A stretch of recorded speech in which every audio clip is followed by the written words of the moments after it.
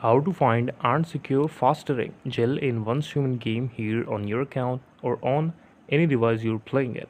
Exactly, I'm on my PC right now and I will show you the steps one by one that how you can easily do it.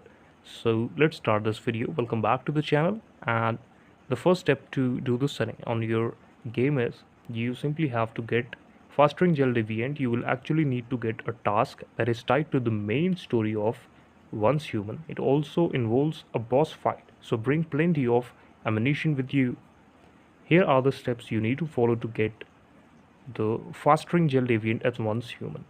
Get the Festering Gel Deviant task after the Welcome Back story quest. Go to the Monolith of Greedland location.